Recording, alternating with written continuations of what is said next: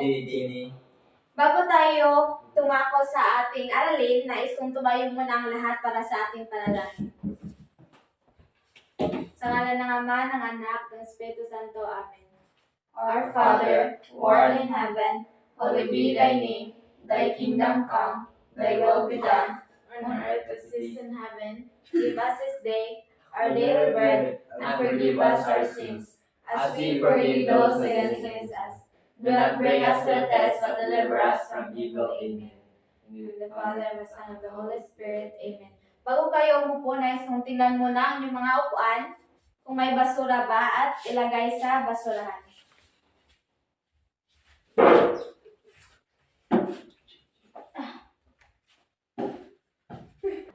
Magandang umaga mga bata. Magandang umaga po.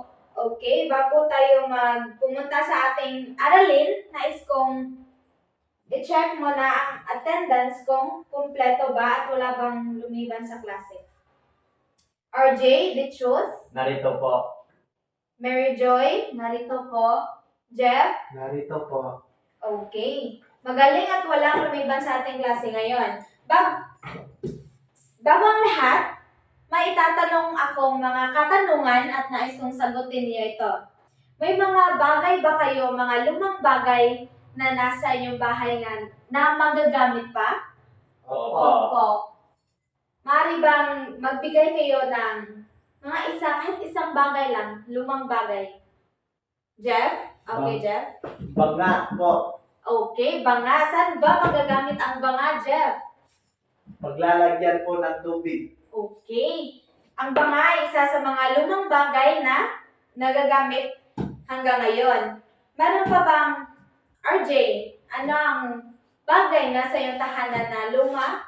Lumang diaryo po. Okay. Ang lumang dyaryo ay magagamit at marirecycle natin ito. Mary Joy, may bagay ba sa inyong tahanan na luma pa? Luma na at magagamit pa? Mga damit po. Okay. Magaling. Ang mga damit ay magagamit pa rin kahit na luma na siya. Okay, may ideya ba kayo kung ano ang ating paksa ngayong araw? Opo. So ano nga ba ang ideya niyo sa ating paksa ngayong araw? Mary Joy? Pag-uugnay sa sariling karanasan ng mga pangyayari. Okay, magaling. Bago ang lahat, nais kong narito ang ating layunin na ating paksa ang aralin ngayong araw. Basahin ang layunin mga bata.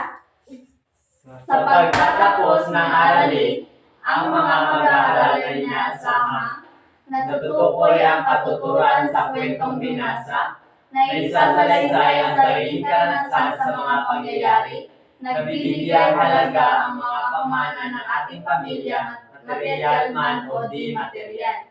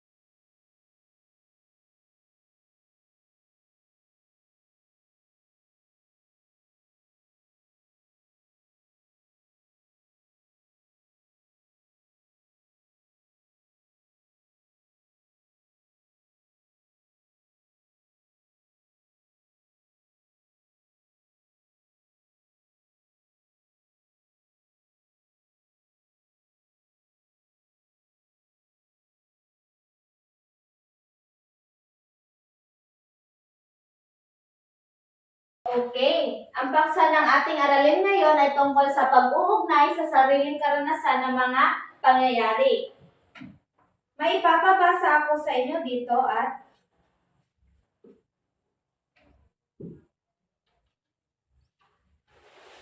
i-consume mo lang ako pagtapos ng mga visual.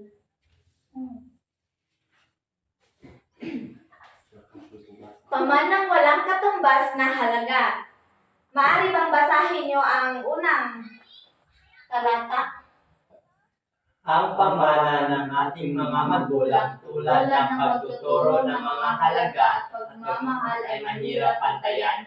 Isang halimbawa nito ay ang kanilang pagmamalasakit sa atin sa oras ng pangangailangan na hindi kayang sukatin ng anumang material na bagay. Tama, ang pamana ng ating mga magulang ay hindi sukatan sa anumang material na bagay. Pakibasa ang pangalawang talata. Ang material na pamana mula sa ating kapamilya O ninuno ay maaaring magbukas ng mga oportunidad sa ating buhay. Halimbawa, isang lupain na magsisilbing yaman at pagkakitaan para sa susunod na henerasyon.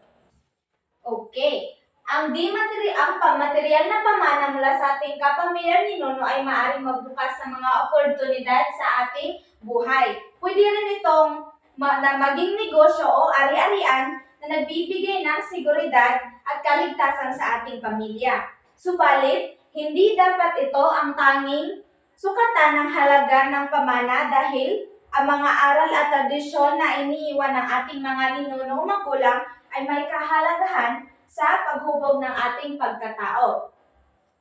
Pakibasa ang susunod na talata.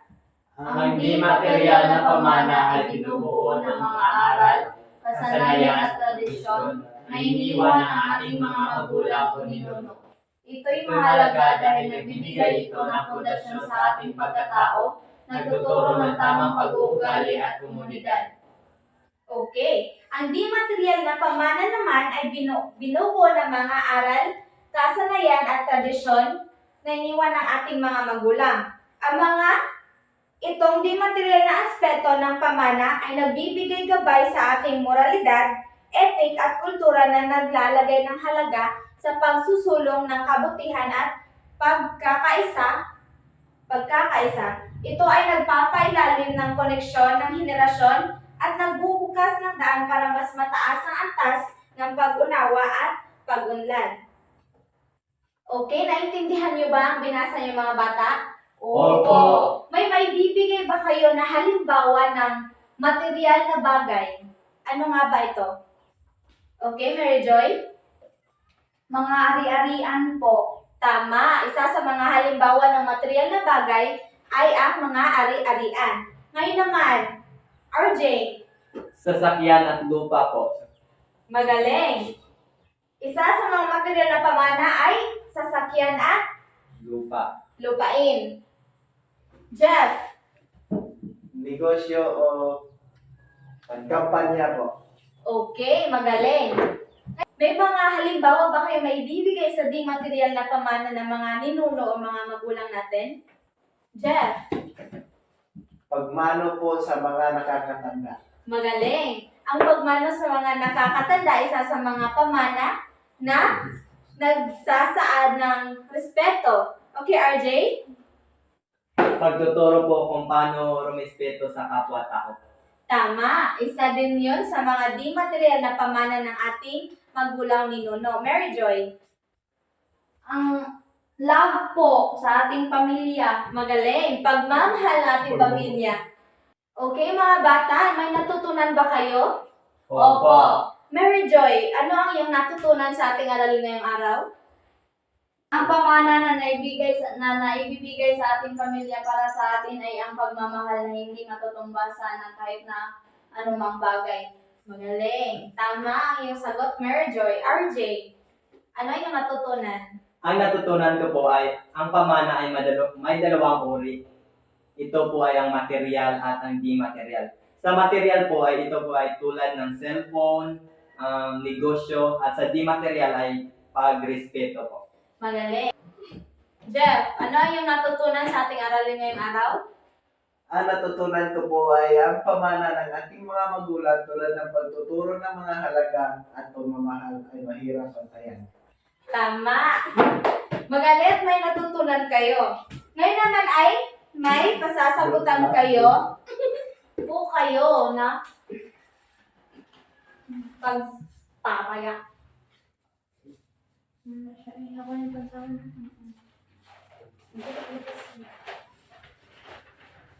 Since kami kinakrigo ang bigyan. Nais kong ibigay itong natatanging pamanahan. Nais ang bigay ito na Okay, mga bata.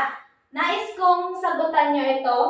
Sa isang kapat na papel, gumuhit ng isang bagay o kultura na iyong maipapamana sa iyong mga anak o apo.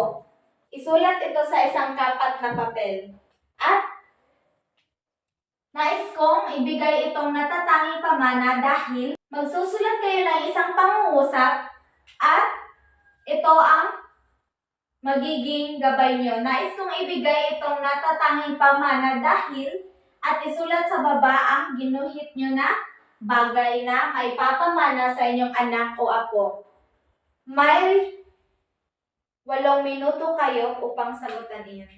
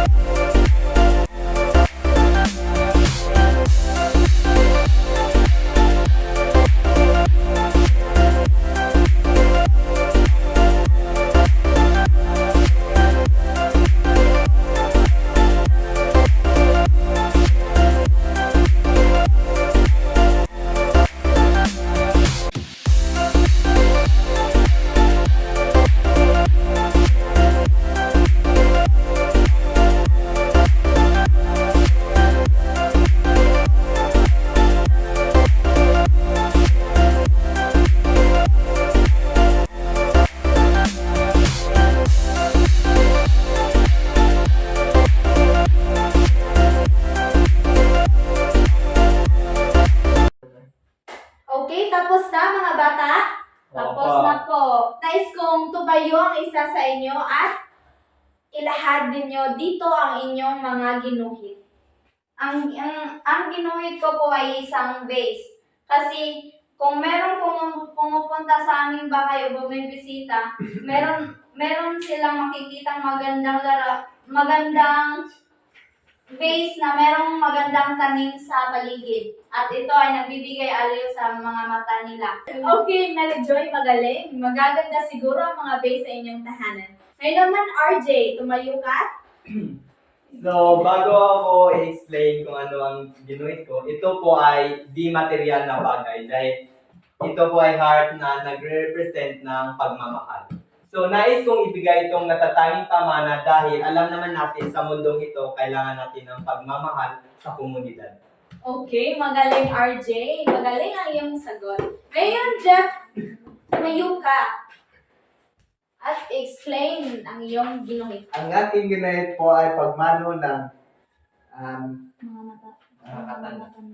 ang aking ginahit po ay yung pagmamano ng mga nakakatanda. So nais kong ibigay itong natatanging pamana dahil gusto ko na lahat ng